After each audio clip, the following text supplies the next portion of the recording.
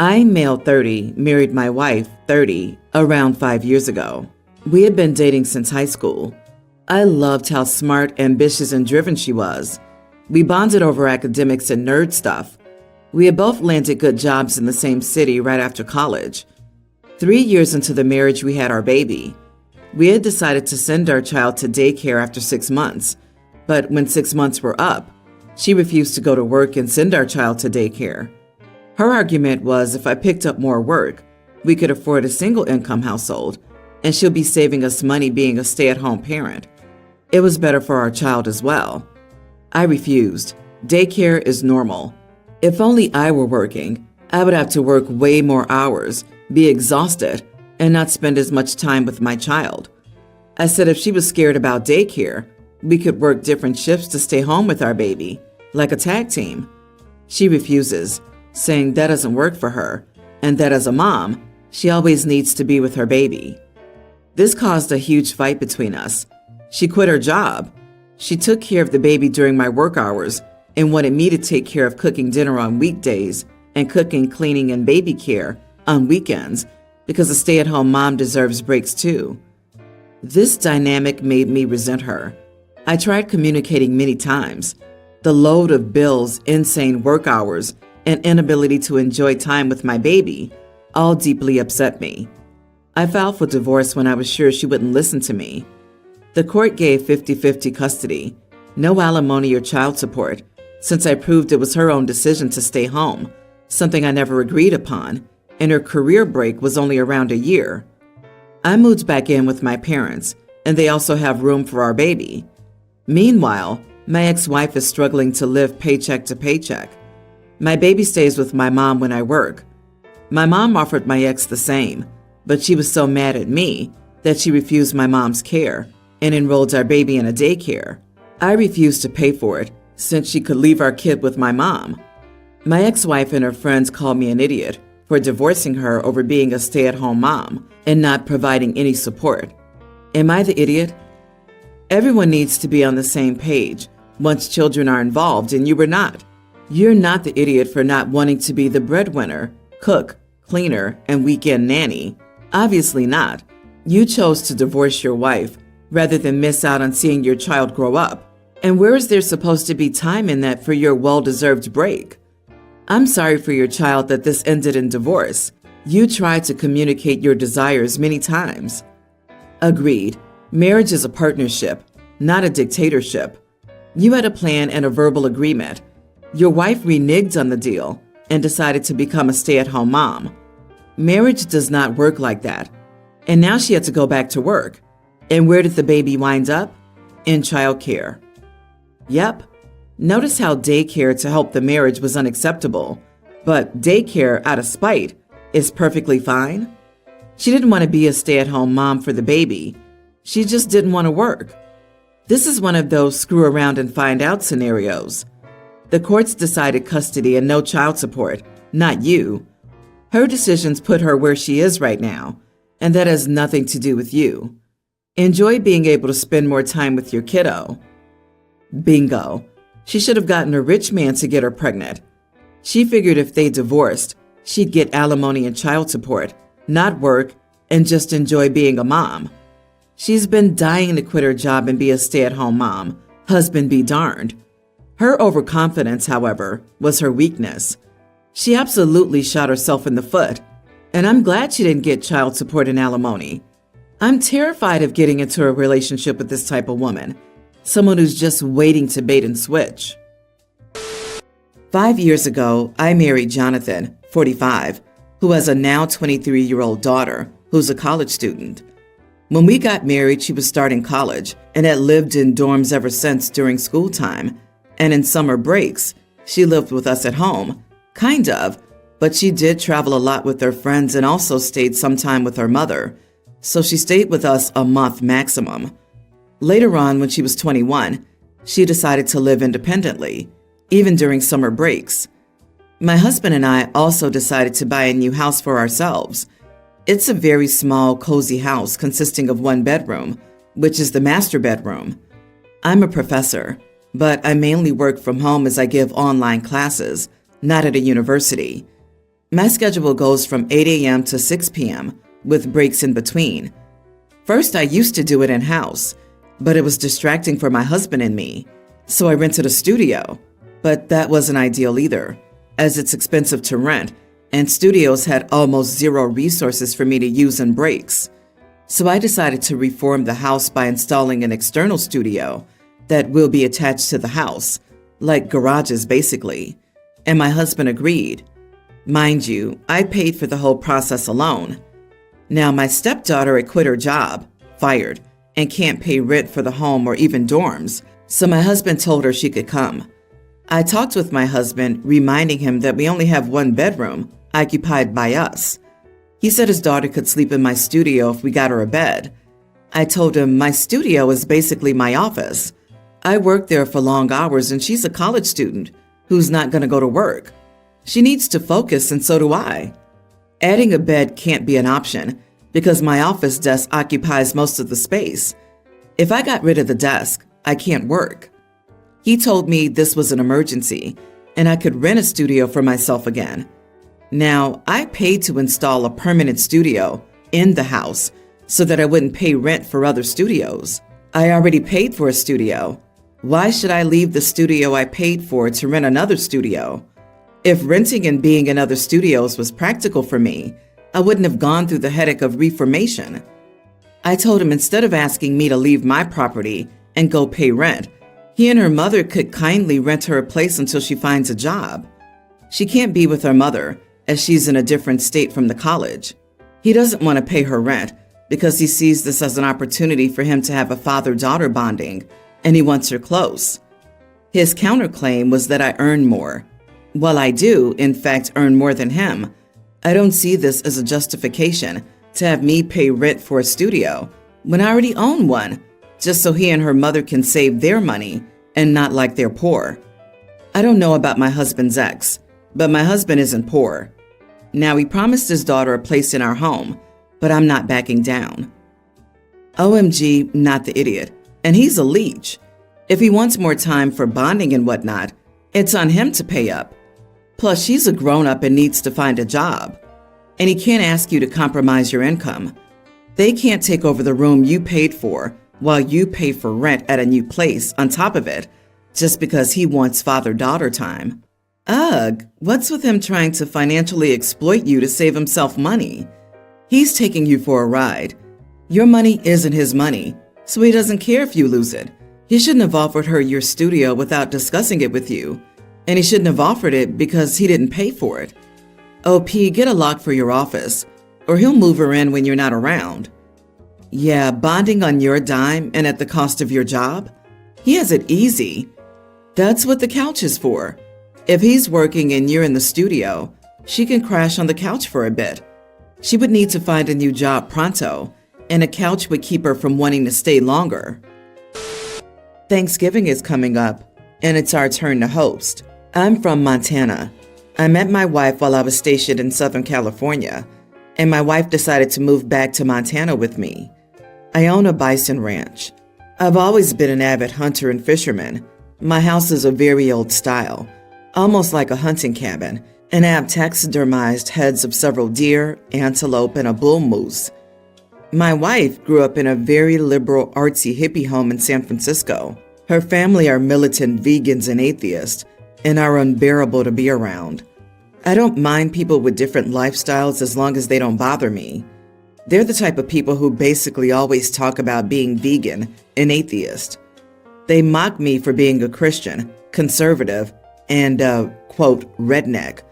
They say I'm not cultured, ignorant, and all this other crap. We don't really get along. I usually just try to keep the peace, but they always like to pick fights with me. And when I don't bite, they continue to push it. They say I brainwashed her daughter because she votes the same way I do, loves fishing and hunting, goes to church with me, and prefers Montana over California. So here's the conflict. My wife wants me to remove all the taxidermies, the crucifixes, the rifle I hang on the wall, and anything related to hunting, fishing, religion, or whatever they hate to appease her family. I told her no, that they're in my home and they don't have a right to change it. She says she understands that this is frustrating, but she'd like to maintain a good relationship with her family and that this could avoid some conflicts. The final straw was when she asked me to make a tofurkey, or whatever this dumb tofu turkey is called. I always make turduckens, but this time I plan on doing a 4-bird roast. My sister, her family, and my parents are also coming over, and none want this vegan crap. I told my wife her family can bring their own vegan food. There will be vegan sides, vegetables, mashed potatoes, stuffing, and other stuff, but that's not enough. We keep having arguments about this. I think I'm on the right because it's my house, and more of my family than her family will be there. My family loves my wife, but her family treats me like crap, so it's frustrating. Am I the idiot for refusing to appease my wife's vegan and atheist family for Thanksgiving? Judging by your tone, I would say everyone's the idiot. Her family for mocking your religion, your wife for trying to get you to take down your decorations, and you for speaking in this vegan crap tone. None of you respect each other. In an ideal world where people would be decent and respect each other, you would make a vegan option for your in-laws, or maybe your wife could if she has a better know-how on the dish, and they would accept that the rest of you are eating meat. If you want to take the high road, make sure there is a vegan option for them, at least. I can't imagine that any of these people want to spend time together. Ideally, everyone would respect each other's views and preferences, but based on the story, that'll never happen. OP, why are you, or maybe your wife, trying to force this? Why not just have Thanksgiving with your family and then go to see your wife's family another time? You are the idiot, as you appear to dismiss what your wife wants. I'm not saying that you should be doing everything that she requests. However, she doesn't seem to be on board with Montana living as you describe, as she wants a relationship with her family, while you don't. She appears to be caught in the middle of a feud between you and her family. My 28-year-old female, husband, 32, has OCD, which has worsened in the past few years and manifests in him constantly moving items around the house. I try to be mindful of this because I know he can't help it, but I just don't understand what sets him off and what doesn't, especially because his preferences always seem to change. He describes this behavior as cleaning, or when he's annoyed with me, as cleaning up after me, although it's nothing of the sort. It's not even really organization. The things never get moved to a designated place. They just go to wherever his whim dictates, whether that place makes sense or not. This results in me frequently losing essential items like keys, bills, and things I'm actively trying to use. I wouldn't have nearly as much of a problem with this behavior if he cleaned the house in more meaningful ways, but he doesn't. Sweeping and vacuuming, all me. Dishes, all me. Dusting, cleaning the toilets and shower. My kind of cleaning that involves removal of filth, all me. He doesn't usually see me clean because I prefer cleaning when he's out. I work from home and he commutes, but it really should be obvious how much I contribute. But that's not how he views things. A couple of days ago, as he was doing one of his cleaning sessions, he started berating me about never doing anything to keep the place clean, and that he cleans up after me all GD day. This set me off because I had just spent a long time earlier that day painstakingly scrubbing every inch of the master bathroom toilet. I said that I had a hugely disproportionate housekeeping workload and that his habit doesn't count as cleaning to anyone but him, that the house would be a sty if he was the only one taking care of it, and that he needed to start contributing to housework instead of just shuffling stuff around and making me lose my things. Ever since that argument, he's been very short with me and avoiding me. Was I in the wrong here? Edit. He was diagnosed with OCD in his early 20s before we met. He had a very negative experience with therapy, and if I had experienced what he did, I would also probably be scared of trying it again. Not the idiot. There are two issues. He isn't appreciating your labor, and you think his labor is genuinely unhelpful. You two need to sit down and divide up chores intentionally. You're not satisfied with how much housework you're doing, and he's not satisfied with it either. So once you two are calm, it should be a conversation that you both want to have. Cleaning and tidying are separate categories. What he's doing might be tidying, but it isn't cleaning. Cleaning and hygiene are far more important to the health of the people in a home than tidying is. Use this language to help. Also, OCD is a really awful thing people live with, not a habit. Please don't say that ever again. Growing up with a father with untreated OCD, I empathize with you. All he would do was move things around when he was cleaning, which was an everyday occurrence. I'd lose things, and he would swear he wouldn't touch them, but he would move them to different spots. I think what needs to happen is some professional intervention for his OCD, whether that be therapy or medication or whatever other outlets make sense for him. Otherwise, it won't change no matter how many times you talk to him about it. And the more you talk to him, the more he'll get frustrated. Stop cleaning when he's not home and do it in front of him. Show him how much you do. Keep a journal for a week or a month. Every task you do. Stop cleaning for a month. My ex did make the same comment to me. He didn't have OCD, and I was so hurt by it, I stopped cleaning. Then shock, horror. And I don't agree with some comments. Clean when he's there. Show him what you do. No, screw that. He's not a child. He should know by now that things don't magically get clean by themselves. Stop cleaning and let him see what you're bringing to the table. My wife and I have 3 kids, a toddler, a kindergartner, and a preteen. We both work full-time and the youngest is in daycare. The older 2 are in public primary school. Both of us make pretty good money for our area. My wife recently had an old boss reach out, who's now a VP at their new company. They're hiring for a director position that would pay about the same but offer a fancier title. The thing about this job is it would require extensive travel, both internationally and domestically. She would be on the road roughly 50 to 75% of the time. She got the offer last week and asked me what I thought. I was honest that I'm not cool with her taking a job like that while the kids are so young. With both of us at home and working full-time, my hands are full enough as it is, and I can't imagine how it would be to basically be a single parent 50 to 75% of the time. She was very upset as she hadn't traveled a ton in her life, and this would be an opportunity to do a lot of it on the company's dime. I told her that as a compromise, we should find other areas in our budget to cut back on to try to do more travel together. She's mad at me and saying I'm being unsupportive of her dreams. Personally, I feel like she's an unsupportive spouse and co-parent who wants to put all of the parenting on me the majority of the time. Am I the idiot? Not the idiot. The pay's the same and the benefits are worse, which equals a downgrade in overall compensation. With your wife being away that much, your household expenses will likely rise. Occasional childcare, increased eating out, buying new things because neither of you has time to repair. Your family will be worse off financially. That's before even starting to address the missing personal time of evenings and possibly weekends while she's away at work. Frankly, I can't even believe she's considering it. You are being a responsible spouse and father.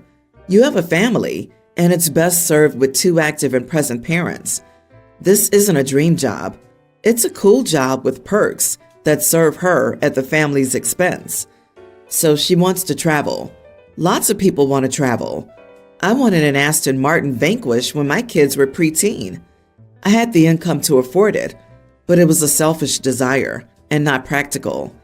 Somebody needs to be the adult here. In this case, it's you.